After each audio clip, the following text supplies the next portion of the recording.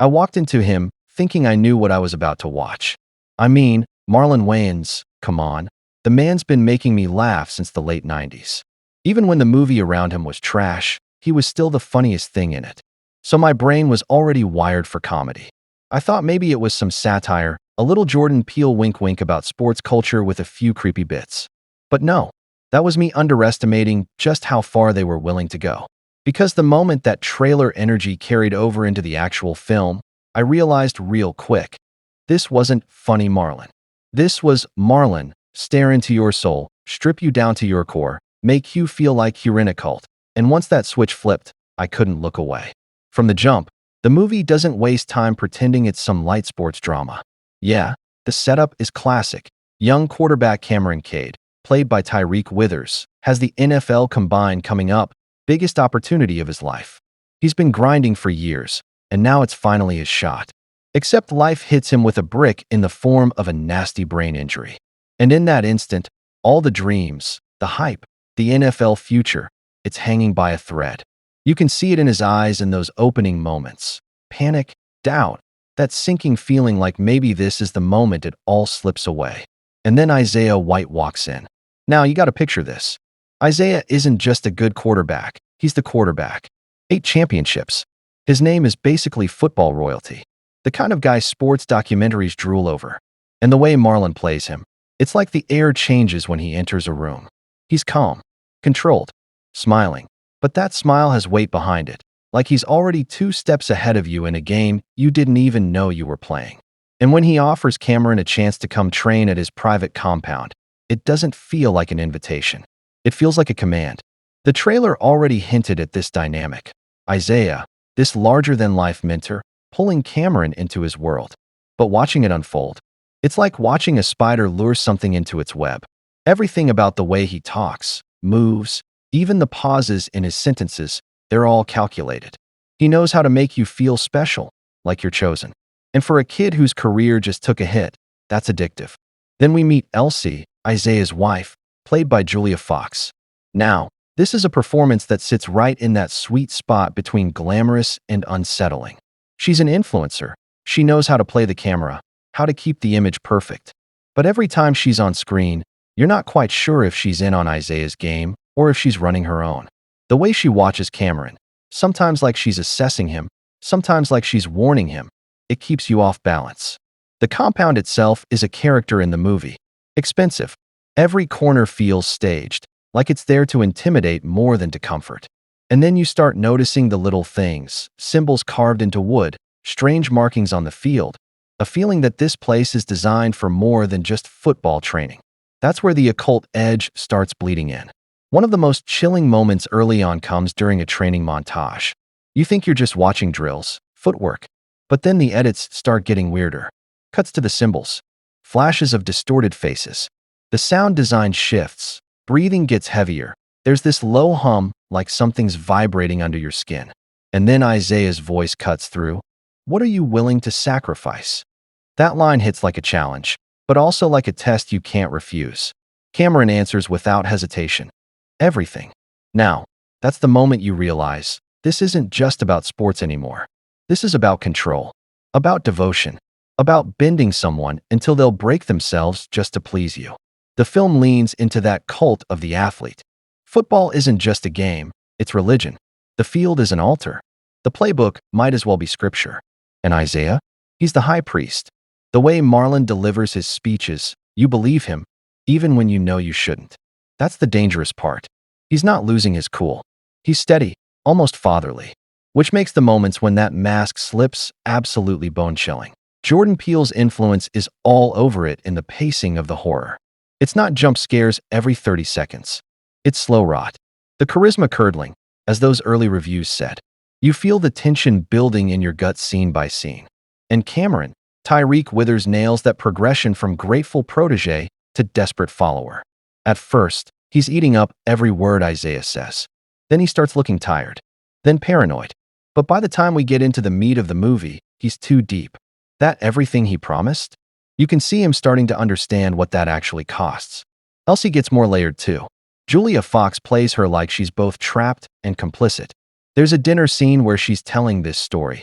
On the surface, it's glamorous and funny, but her eyes keep darting to Isaiah like she's checking for approval. It's subtle, but it tells you everything. The horror ramps up with these quick, surreal bursts. Cameron seeing faces covered in cloth, shadowy figures on the edge of the field, voices that seem to come from nowhere. And every time you think maybe it's in his head, the movie throws in something physical, undeniable. But the scariest moments? They're not the supernatural ones. They're when Isaiah drops the charm completely. There's a shot, just his face, lit from one side, where he's explaining the price of greatness. And Marlon's delivery in that moment is so cold, it's almost inhuman. Like the words are carved out of stone. The movie plays with sports cliches in the creepiest way possible. Leave it all on the field becomes literal. Play for your life feels like it might actually be true. And every win Isaiah talks about starts sounding less like a championship and more like a ritual sacrifice. By the time we hit the trailer's climax, the distorted screams, Cameron drenched in sweat under those blinding lights, you're not thinking about football at all. You're thinking about cult indoctrination, about how easy it is to hand over your mind when someone makes you feel chosen. And Marlon Wayans. I cannot overstate how much he owns this role. This is not a comedian trying to be serious for clout. This is a full transformation. The restraint is the weapon. He lets the silence breathe, lets the camera linger on him just long enough for your brain to start screaming, something's wrong here. And when he does finally break that stillness, when the volume goes up or the anger flashes, it's like being hit with a brick. This isn't the kind of movie you watch and then just move on from. It sticks to you, like sweat you can't wash off. It makes you think about ambition, about what we give up for a dream, and about the predators waiting in every industry who'll take more from you than you ever thought possible. And maybe that's the real horror here. Not the symbols, not even the occult stuff. It's the reminder that the scariest monsters are the ones who smile while they're draining you dry. You know what really messes me up about this movie? It's that the darkness doesn't scream at you. It doesn't run into the room waving its arms. It slides in quiet, like a shadow you didn't notice at first, but then it's on the wall, bigger than you, swallowing the light. And Marlon Wayans, he is that shadow in this movie. I've seen him make people laugh until they cried. Here, he makes you stop breathing for a second because you don't know what he's going to do next. And the trailer? They play with you. They give you just enough. You see Isaiah White on the football field, crowd roaring, lights blinding. The man looks like a king. But off the field, you catch flashes, just flashes, of that smile turning stiff. Eyes looking past the person he's talking to, like he's in a different conversation in his head, one you don't want to be part of. And those moments, they tell you more about him than any touchdown highlight. Here's the thing. I've known people like Isaiah. Not famous, not quarterbacks, but people who know how to turn it on. People who can make you feel like you're the only one in the room until they don't need you anymore. And that switch, that's the part that breaks you. It's not the yelling or the violence. It's the quiet way they take back all that warmth and leave you standing in the cold. The way the trailer frames it, man, it's smart. They show him with fans, signing autographs, being the hero. But then a shot of him alone in a hallway, just standing there, jaw tight, eyes locked on something or someone you can't see. And I swear, even in that 2-second clip, you feel it. You feel the control, the calculation. Early reviews talk about his charisma curdling into something darker. And that's the perfect way to put it. Because it's not like he's a villain from the jump. No, he's the guy everyone loves. The guy you trust with your kid, your secrets, your life. But little by little, that shine, it starts to crack. And when you finally see what's underneath, it's already too late. I think what's going to hit people hardest isn't just the story. It's the fact that it's Marlon Wayans doing it. We expect him to be safe, to be funny, to take the tension out of a room, not fill it.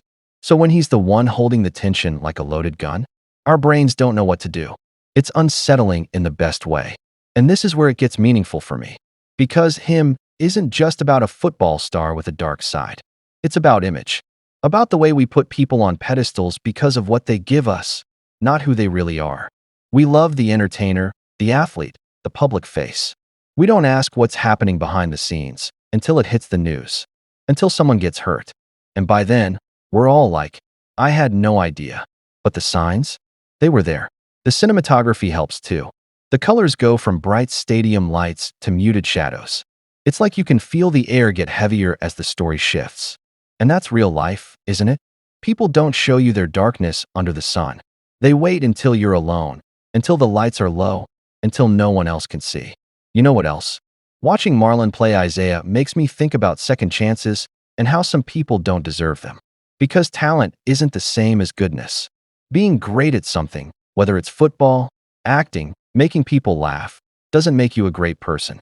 And I think this movie is going to slap a lot of people awake on that. I love that they didn't over-explain in the trailer. No giving away the whole arc. Just tension. Just enough dialogue to make you lean in. That's how you hook an audience without spoiling the meal. And let me tell you, if the full movie is as tight as those glimpses, this is going to be one of those roles people talk about for years. I didn't know he had that in him, that kind of role. And honestly, that's my favorite kind of transformation to watch. When an actor steps so far out of the box we built for them, we forget the box ever existed. For me, him isn't just entertainment.